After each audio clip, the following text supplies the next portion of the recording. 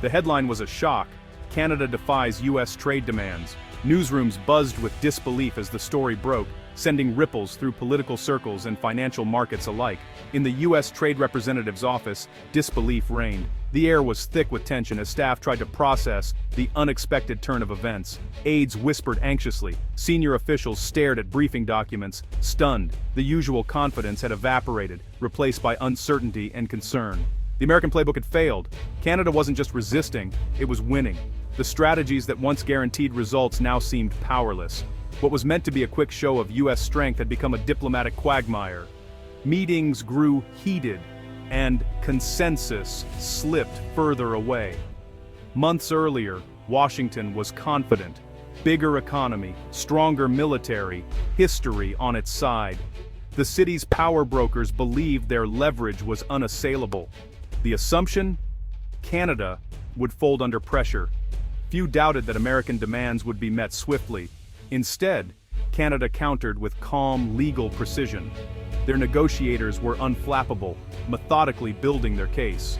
U.S. tactics backfired, isolating them from allies and international frameworks. Old partners hesitated, watching the standoff unfold. Canada refused to be baited by public theatrics, responding with legal filings and unity. Their approach was measured, strategic, and unwavering. The American strategy, loud, fast confrontation, was useless against Canada's quiet resistance. The contrast was stark, and the results undeniable. Every U.S. demand met a reasoned, legally sound rebuttal. Canada's legal teams anticipated every move, countering with facts and precedent. The giant was being tied down by rules and process. Bureaucracy and international law became unexpected obstacles for Washington. News alerts kept coming. CUSMA panel rules against U.S. in dairy dispute. Canadian provinces stand firm. The headlines told a story of shifting fortunes.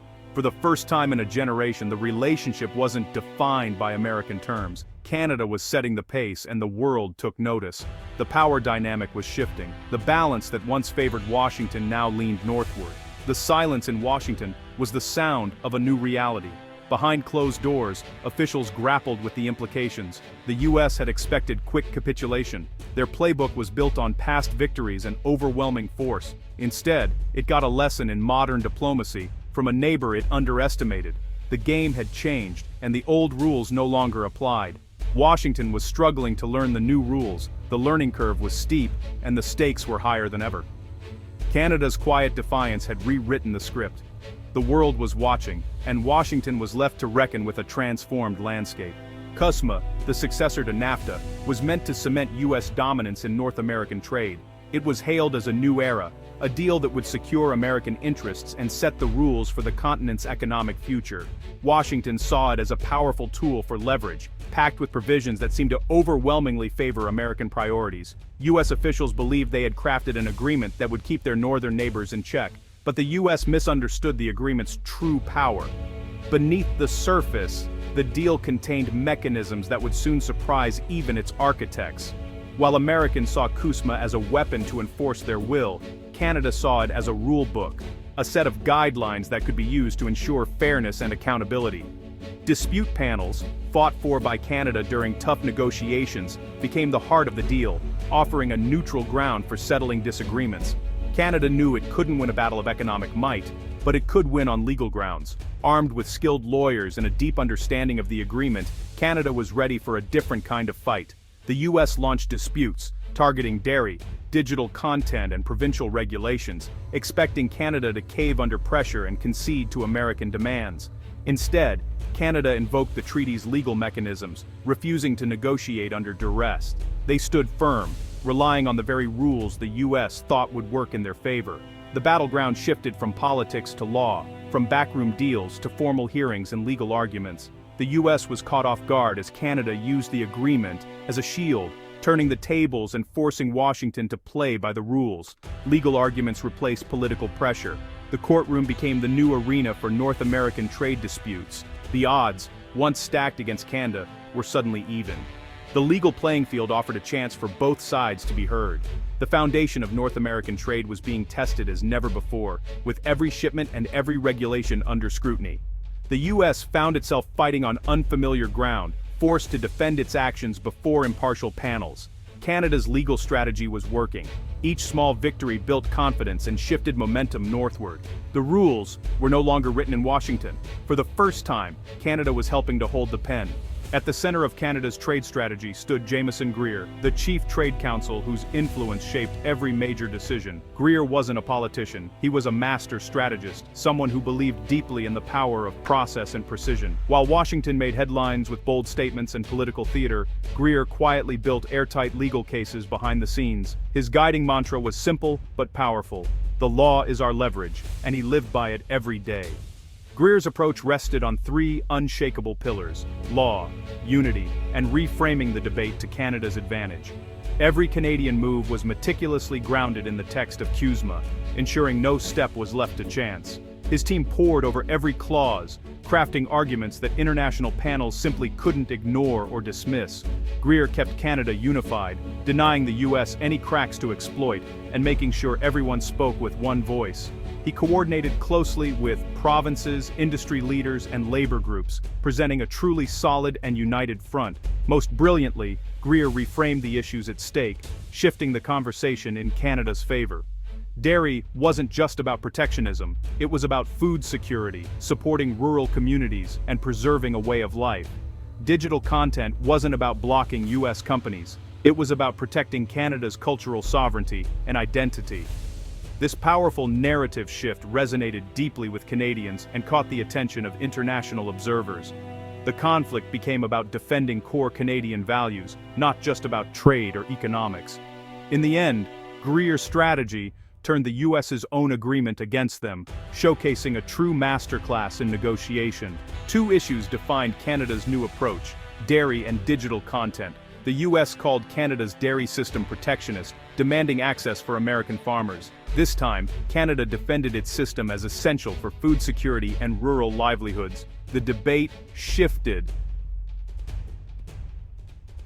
Why dismantle a system that guarantees our food supply? On digital content, the US decried Canadian regulations as digital protectionism. Canada reframed it as protecting cultural sovereignty, ensuring Canadian stories could be told. The argument: without these policies, Canadian culture would be overwhelmed by US media. The world saw Canada not as a protectionist holdout, but as a nation defending its identity. Trade disputes became battles for sovereignty and culture. Canada's reframing won public support at home and abroad. The narrative had changed. The US was now on the defensive. Americans saw Canada's federalism as a weakness, provinces as points of division. In reality, it became Canada's greatest shield. The Constitution gives provinces real power over resources, healthcare, and commerce. When the US demanded changes to provincial regulations, Ottawa's answer was simple: we can't do that. It wasn't a tactic, it was constitutional fact. American pressure hit a wall of provincial jurisdiction. The US found itself negotiating with a government that couldn't deliver on provincial matters. Canada embraced this complexity, using it as a buffer. The US was unprepared for a dozen separate negotiations. The provincial shield held firm. The wine dispute in British Columbia made this dynamic clear. BC allowed local wines in grocery stores, but restricted imports, including California wines. The US called it a clear CUSMA violation and filed a dispute. Canada's response: alcohol sales are provincial jurisdiction.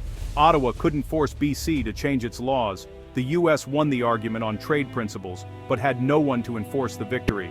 The CUSMA panel couldn't compel a province to act. The US faced the absurd prospect of suing a Canadian province directly. The wine war became a symbol of Canada's strategy. Local control was an effective shield. The US had ignored Canada's constitutional reality. The lesson was humbling: one bottle of BC wine at a time. Canadian legal victories sent shockwaves through Washington. Lawmakers demanded answers. Why was the US losing to Canada? Congressional hearings turned hostile. Officials blamed Canadian legal tricks, but the excuses fell flat. American trade lawyers, used to dictating terms, were outmaneuvered. Canada used the rules-based system the US had built to block American ambitions. Every legal avenue led to a dead end: provincial jurisdiction or treaty nuance. The US playbook was useless. They were boxers at a chess match. Canada's strategy created political chaos in Washington. Congressional unity fractured, industry groups lobbied for stability. The US became its own worst enemy. Canada's patience and legal wins did more than any direct action. The balance of power was shifting. Canada's perceived weaknesses became its strengths. Federalism, once seen as disunity, became an impenetrable fortress. The US couldn't strong-arm a single government. It faced 10 provinces and 3 territories. Canada's cultural policies, derided as protectionist, became a defense of national identity. The disputes became about sovereignty, not just trade. Even climate policies became leverage. Canada's carbon pricing and environmental standards applied to imports, creating new trade tools. US goods faced tariffs for not meeting Canadian standards. Canada's climate action became a trade weapon. Weaknesses were transformed into power. Canada was no longer on defense. It set the terms by mastering the rules. The US struggled to adapt.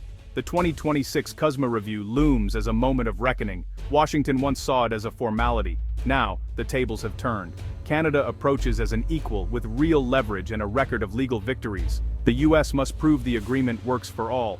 Canada can demand clarifications and push for sovereignty protections. The threat of not extending the deal is real. The US faces a choice: continue confrontation or accept a new balance of power. Only mutual respect ensures stability.